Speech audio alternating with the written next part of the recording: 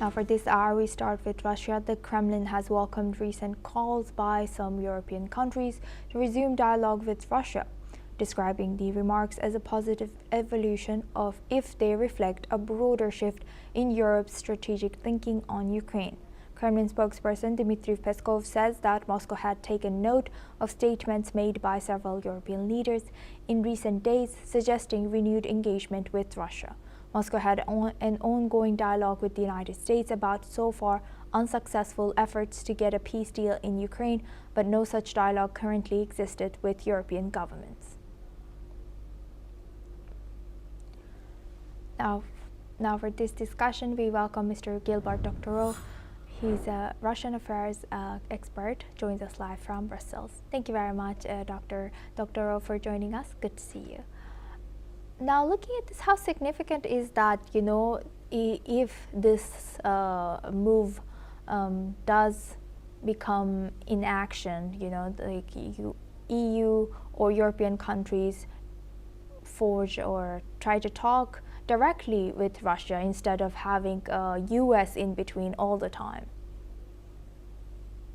Well, the countries that we're talking about are, first of all, Macron in France, secondly, Meloni in Italy. And the really surprising development was yesterday's statements by Chancellor Merz in Germany that Europe has to find a new balance in relationship with Russia. And the still more amazing discovery by Merz, he admitted yesterday that Russia is a part of Europe. It's a European country. Well, this belated discovery of the facts on the ground, geographic facts and political facts, are evidence that Mr. Trump's efforts to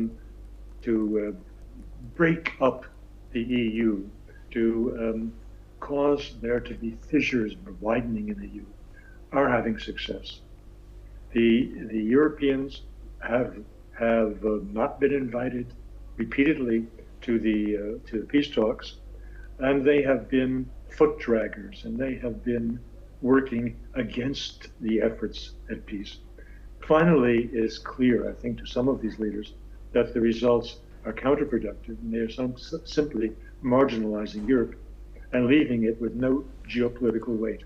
So we see these first attempts to address the issue before them, that they establish their own direct ties to Mr. Putin and not have to beg for the intercession of Mr. Trump, is taking effect. Right. Thank you for highlighting that. What do you think led to Macron and Meloni and Merz change their mind? Do you think they realized that it's inefficient to keep talking with the U.S. or coordinating with U.S., or do you think they realize some things just get lost in translation, or maybe things that Europe wanted wasn't really reaching U.S. or Russia?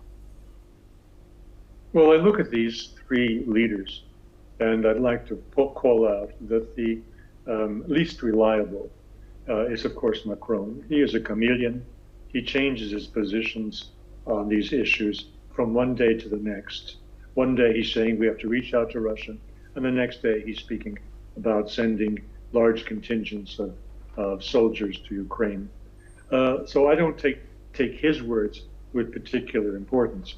Meloni is also not to be relied upon. She plays both ends according to her opportunism.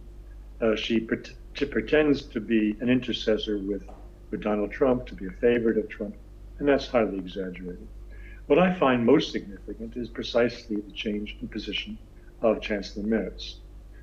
He is not changeable from day to day. He moves very slowly and deliberately, and he is the least volatile of these personalities.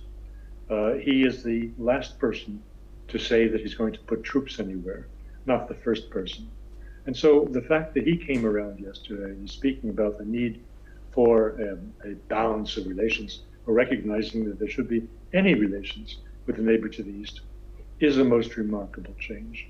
Yes, Thank you for highlighting that. And do you think that Russia will put or Europe will put any pretext in a meeting if this were to be formalized? And also, do you think that since Russia, Putin has always said that these leaders particularly are very Russophobic, right? Do you think that he still thinks like that? Well, oh yes, of course he does. The issue here, and I failed to mention this, what is prompting this re-examination of positions and an eagerness to go to Putin not through Trump but on their own, I think is this whole to-do about Trump's plans to annex Greenland, which will, if effectuated, if that takes place, will likely lead to the breakup of NATO.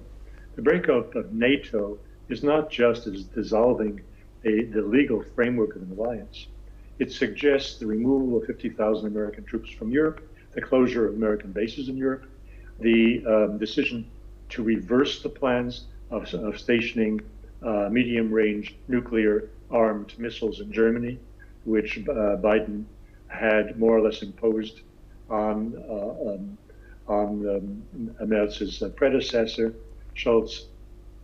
These changes leave Europe absolutely defenseless against Russia.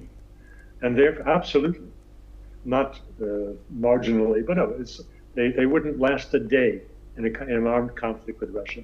And I think that realization is bringing about changed thinking about with regard to contacts with Mr. Putin.